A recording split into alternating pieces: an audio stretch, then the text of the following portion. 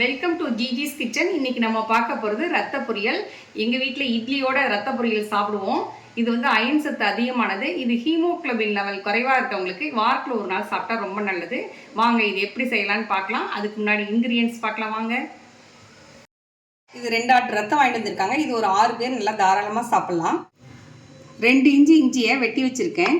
2 கட்டி பூண்டை வந்து இதையும் உளிச்சு வச்சுருக்கேன். ஒரு 2 ஸ்பூன் சோம்பு வச்சுருக்கேன். இது சுருள்பட்டி எடுத்திருக்கேன். அது வந்து ஒரு 4 இன்ச் அளவுக்கு எடுத்திருக்கிறேன். 7 கிராம்பு எடுத்திருக்கேன். அப்புறம் 1 ஸ்பூன் கசகசா எடுத்திருக்கேன். இது எல்லாமே ஒன்றா போட்டு அரைச்சிடலாம். இது வந்து இதுக்கே யூஸ் பண்ண போகிறதில்ல, நான் கறிக்கிழமைக்கு யூஸ் பண்ணிக்குவேன். இது ஒரு 2 அல்லது 3 ஸ்பூன் தான் நான் வந்து இந்த ரத்த பொரியலுக்கு யூஸ் பண்ணிக்குவேன். வெண்ணெய் ஒரு ஸ்பூன் எடுத்திருக்கேன். மஞ்சத்தூள் தாராளமாக 1 ஸ்பூன் எடுத்துக்கலாம். சாம்பார் தூள் வந்து 1.5 ஸ்பூன் எடுத்திருக்கிறேன். 2 கையளவு சின்ன வெங்காயம் எடுத்து வச்சுருக்கேன். ஒரு மூடி தேங்காய் எடுத்து வச்சுருக்கேன். இதை திருவி போடணும். அப்புறம் ஒரு 5 பச்சை மிளகாய் எடுத்திருக்கேன். கருவேப்பிலை, கொத்தமல்லி தேவையான அளவு போட்டுக்கணும். அவ்வளோதான். இதை வந்து எவ்வளோ ஈஸியாக செய்கிறதுன்னு செஞ்சு காட்டுறேன். இதை அரைச்சிட்டு வந்துடுறேன் ஒரு நிமிஷம். எல்லாம் வந்து இஞ்சி பூண்டெல்லாம் எடுத்து வச்சு இல்லைங்களா, அதெல்லாம் அரைச்சிட்டு வந்துட்டேன். அப்புறம் தேங்காயை அப்படி பல்ஸ் பண்ணிட்டு வந்துட்டேன். சின்ன வெங்காயத்தை வெட்டி வச்சுருக்கிறேன். பச்சை மிளகாய் 5 எடுத்தது அதையும் கட் பண்ணிவிட்டேன். கருவேப்பிலை, கொத்தமல்லி எல்லாமே இதாச்சு. இப்போ நம்ம செய்யறதுக்கு எப்படி மேஷ் பண்ணுறதுன்னு காமிக்கிறேன். இப்போ வந்து நான் ரத்தத்தை வந்து நம்ம செய்யக்கூடிய பாத்திரத்தில் ஊற்றிட்டு இது கையை வச்சு இது பண்ணுவாங்க. ஆனால் நான் அந்த கை வச்சு பண்ணுறதுக்கு பதிலாக நான் வந்து மேஷரில் அப்படி அமுத்திட்டா சின்ன பீஸாக ஆயிரும். இப்போ வந்து இந்த நம்ம செய்யக்கூடிய பாத்திரத்தில் சின்ன பீஸாக வர மாதிரி மேஷரில் நான் இது பண்ணிட்டேன். இப்போ நம்ம ஸ்டவ் ஆன் பண்ணிடலாம். ஸ்டவ் ஆன் பண்ணியாச்சு. இப்போ நம்ம என்ன பண்ணுறோம், ஃபஸ்ட்டு சின்ன வெங்காயம் போட்டுறோம். அடுத்தது பச்சை மிளகாய், கருவேப்பிலை, மஞ்சத்தூள், சாம்பார் தூள்,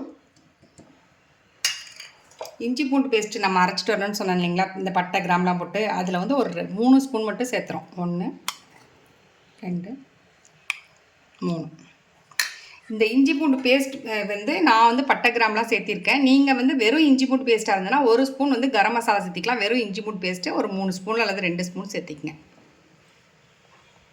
அப்புறம் தேவையான அளவு உப்பு சேர்த்திடுறேன். இப்போ வேகட்டும், காமிக்கிறேன். இப்போ இதை கொஞ்சம் ஒரு நிமிஷம் இப்படி கிளறி விட்டு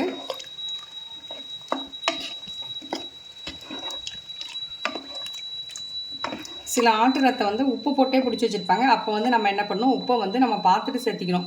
வெந்த பிறகு கூட சேர்த்திக்கலாம். ஏன்னா சிலதில் வந்து ரத்தம் வந்து சீக்கிரம் உரையிறதுக்காக கறிக்கடையில் என்ன பண்ணுவாங்க, ரத்தத்துக்கு வந்து உப்பு போட்டே பிடிச்சிருப்பாங்க. அதனால் அந்த சமயத்துக்கு இந்த மாதிரி உப்பு சேர்த்தக்கூடாது. வெந்த பிறகு பார்த்துட்டு அதுக்கு தேவையான அளவு நம்ம சேர்த்திக்கணும், குடிச்சு பார்த்துட்டு.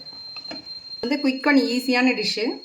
இது வந்து ஒரு 10 to 15 மினிட்ஸில் ஈஸியாக செஞ்சிடலாம். இந்த பக்கம் இட்லி ஊற்றி இந்த பக்கம் இதை செஞ்சு உடனே சர்வ் பண்ணிடலாம். ஓரளவுக்கு பாதி அளவுக்கு வெந்துருச்சு. ரொம்ப திக்காகிற மாதிரி இருந்ததுன்னா ஒரு 1/4 டம்ளர் தண்ணி ஊற்றலாம். பாருங்கள், போட்ட ரத்தம்லாம் வந்து இப்போ வந்து பிளாக் ஆகிட்டுருக்கு. முறையெல்லாம் அடங்கின பிறகு நம்ம என்ன பண்ணுவோம், தேங்காய் துருவல் போட்டு அப்புறம் வெண்ணெய் போட்டு அடுத்து கொத்தமல்லி தழை தூவி இறக்கி சர்வ் பண்ணிட வேண்டியது தான். ரெடி ஆயிடுச்சு. இப்போ நம்ம தேங்காய் துருவல் போட்டுக்கலாம். நல்லா வெந்து நல்ல வாசனையாக இருக்குது.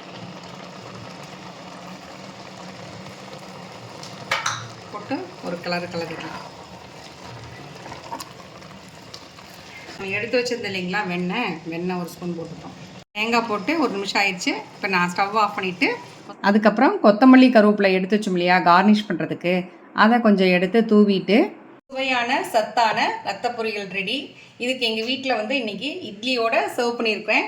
வாங்க சாப்பிடலாம். நீங்களும் உங்கள் வீட்டில் செஞ்சு பாருங்கள். எப்படி இருக்குன்னு கமெண்ட் பண்ணுங்கள், லைக் பண்ணுங்கள், ஷேர் பண்ணுங்கள், மறக்காமல் சப்ஸ்கிரைப் பண்ணுங்கள். அடுத்த வீடியோவில் சந்திப்போம். பாய்.